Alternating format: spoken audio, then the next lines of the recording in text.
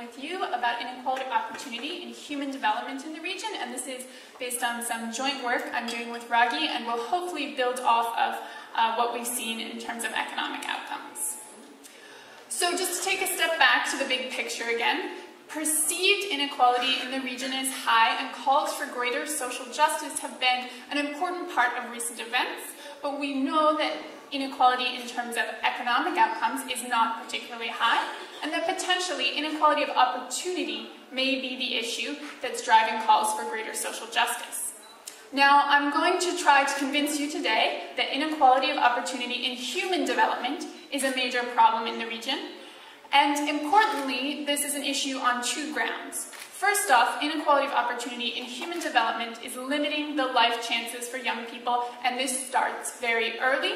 And also, it may act as a key mechanism for potentially mediating economic inequalities. So I'm sure all of you know how important human development is and that it can begin very early, but I just want to review a few key points on that dimension. So process of human development begins even before children are born, and in part this can lead to inequality beginning even before children are born and compounding over the early life. In the early years of life, there's a large body of research demonstrating their importance for physical development, cognitive development, social and emotional development.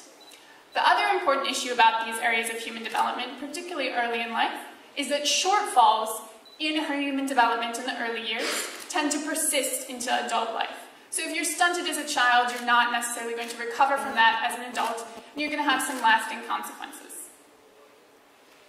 Now, when we think about the opportunities people have for human development, opportunities for human development are going to be affected by the family, the community, and the national environment. And coming back to this idea of inequality of opportunity, all of these dimensions are going to be circumstances in early life. It's not that the small children aren't trying hard enough to grow.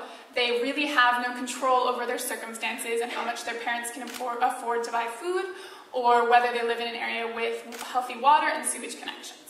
So when we're talking about inequality of opportunity, particularly in early human development, it's thus entirely inequality of opportunity. Now, this is also an area in terms of human development where government services and policies can play a particularly important role. It's usually the government that's delivering the services for education or for healthcare. It plays a key role. And so this human development area has some key policy dimensions.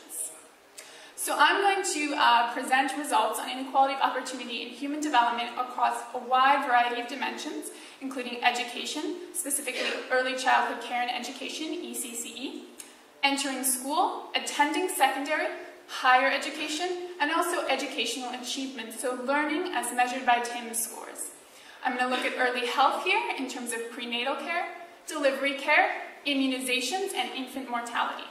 And lastly, I'll look at two nutrition outcomes, height and weight. Now, the results I'm presenting today are a synthesis of findings from a number of different studies in the MENA region, some of them done by ERF and a few from other sources. So Ragi has already talked about some of the ways we can measure IOP, and I just want to add a few different dimensions. So as well as the share of total inequality due to circumstances for continuous outcomes, for some of the outcomes I look at that are binary outcomes, like getting an immunization or not, we can't use those same measures, and I have to use what's called a dissimilarity index, a D index, for these binary outcomes. And essentially what this does is it compares the mean for each of those types. So remember the types of different circumstances, the mean for each type to the population mean. You can interpret the D index as the percentage of opportunities that need to be reallocated from individuals and groups that are better off to individuals and groups that are worse off in order to achieve equality of opportunity across groups. And as a percentage, it will range from 0 to 100, where 0 would be perfect equality of opportunity. Now, the other key dimension of inequality of opportunity is how well societies do for their worst off. So I'm going to compare what I'm going to call the most vulnerable and most advantaged youth in each society. So these are comparisons of the worst off and the best off in society. And since I'm synthesizing across studies, sometimes this varies a little, but in general, the most advantaged child tends to be from the wealthiest 20% of households, have secondary or higher educated parents, usually lives in an urban area, and lives in a good region of whatever country. while the most vulnerable child, in contrast, tends to be from the poorest 20% of households, have uneducated parents, and usually lives in a rural area in a bad region of a particular country. So I'm going to start here with education, with the very different chances children have for attending early childhood care and education based on their profiles. And this is the percentage probability for the most vulnerable child and for the most advantaged child across a number of countries.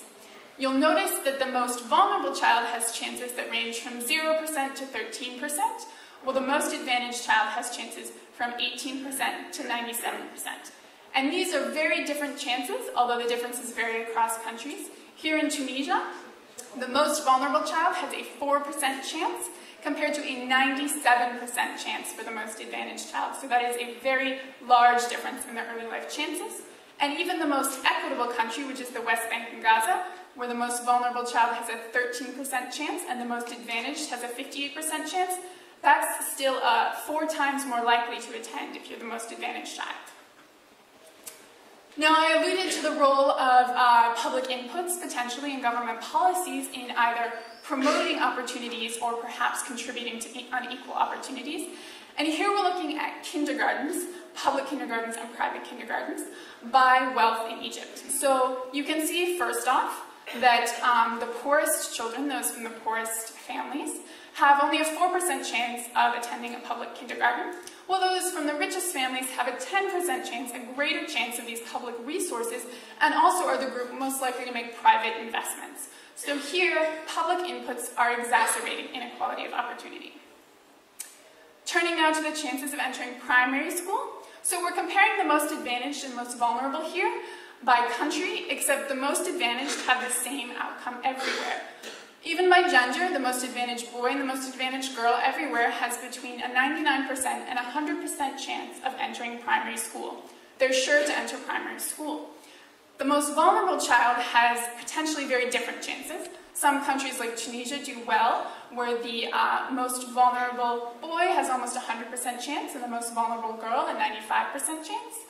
And the gender gap tends to widen as the chances decline, to the point that in Yemen, the most vulnerable boy has a 40% chance and the most vulnerable girl a 6% chance of entering primary school. Turning now to secondary schooling, I'm just showing the least equal and most equal of the two countries. Again, the most advantaged across all of those same countries have between a 90 and 100% chance of attending secondary school. But in Egypt, the most equal country, the most vulnerable children have half that chance, around 50%. And then in Iraq, the most vulnerable boy has an 8% chance of attending secondary school, while the most vulnerable girl has only a 3% chance. Turning now to higher education in Egypt, we don't have comparative studies of inequality in higher education by circumstances, because it's difficult to assess the circumstances of higher education graduates, but we do have one such study for Egypt. And you'll note here that as well as having very unequal education outcomes overall, the most advantaged children are pretty much guaranteed to attend university.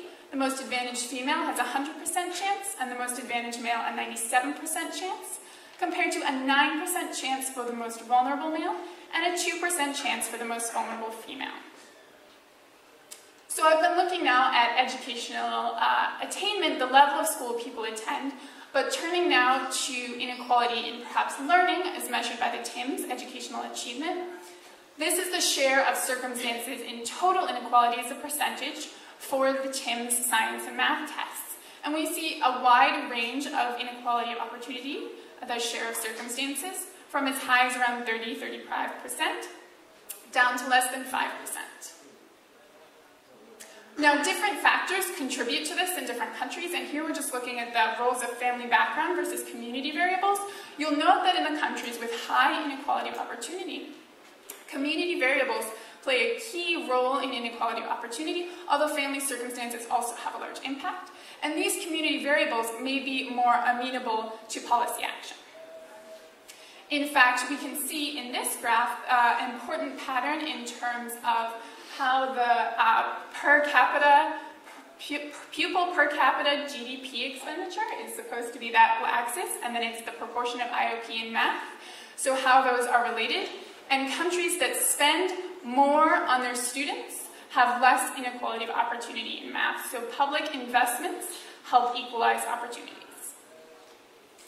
Turning now to the area of health. These are the D indices for prenatal care, skilled delivery care, and receiving immunizations. So what we see is a number of countries, particularly those approaching universal coverage of these important health inputs, have relatively low inequality of opportunity, but also a number of countries, particularly Iraq, Yemen, Morocco, and to some extent Egypt, there's pretty substantial inequality of opportunity in early health inputs. And this can in turn lead to some pretty serious consequences in terms of contributing to the chances of dying before age 1. So the probability that children die before age 1 really varies across countries, but always the most vulnerable child is more likely to die. The differences are somewhat small and both have chances less than 1% across the most vulnerable and most advantaged in Jordan. But for instance, in Morocco, the most vulnerable child has a 5.2% chance of dying before the age of 1, while the most advantaged has only a 1.1% chance. Healthy growth also shows substantial inequality of opportunity as a measure of nutrition. Here we're looking at the height in centimeters at 24 months of a child between the most vulnerable and most advantaged, and differences vary from 5 centimeters to 12 centimeters across countries. And then in terms of weight in kilograms, from 1 kilogram to 4 kilograms. So these are major differences in early physical development. So I've shown you a large number of patterns of inequality of opportunity, but what can we say about the trends in inequality of opportunity? We want to see inequality of opportunity in human development declining, and there is definitely, as was a problem with economics, limited information with which to assess time trends. We know from one study that there are not strong trends in terms of inequality of opportunity in malnutrition in the region. There are a couple of studies, particularly about inequality of opportunity in child health in Egypt, that show 2 promising trends. First, reduced inequality of opportunity in healthcare, primarily driven by increases in coverage rather than any sort of redistributive effect. And we also see decreasing inequality of opportunity at the primary and secondary levels. But additionally, in the region as a whole, including in Egypt, there are not strong time trends in terms of inequality of opportunity in educational achievement or learning. And also, given what we see in terms of inequality in higher education in Egypt, this makes me wonder if improvements in inequality of opportunity in one area, such as primary education, necessarily change social mobility. It may just change the latter to be inequality in higher education rather than primary education. So I want to summarize a few key findings. Definitely we see substantial inequality of opportunity in human development across a wide number of dimensions, education, health, and nutrition. And I want to remind you that even this measured inequality I've shown is a lower bound. We're looking at a finite number of circumstances. It's also important to think about this is mostly early inequality. It's likely to be further compounded in adult life. Your circumstances are going to contribute perhaps to economic outcomes in additional ways. But it's also likely to act as a mediator for inequality of opportunity in adult outcomes, such as economic outcomes. And really, one pattern that stands out from these results to me is that countries tend to ensure the well-being of the best off, but vary quite widely in how they do for the worst off. And this actually, after all those depressing findings, is in one way promising to me. It suggests that there's room for improvement throughout the region. So I just want to take a moment at the end here to think about how can change be created in terms of inequality of opportunity in human development.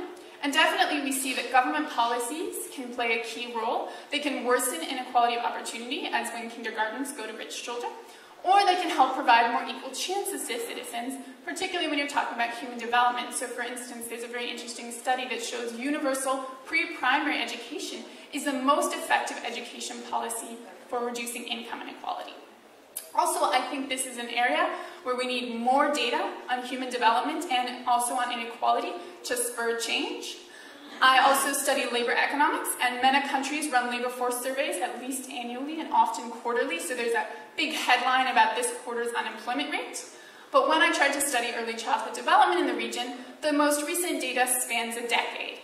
So it's very difficult to spur change when you go to policymakers and say your stunting rate is quite high, and they're like, oh, that's old data, but there is no new data.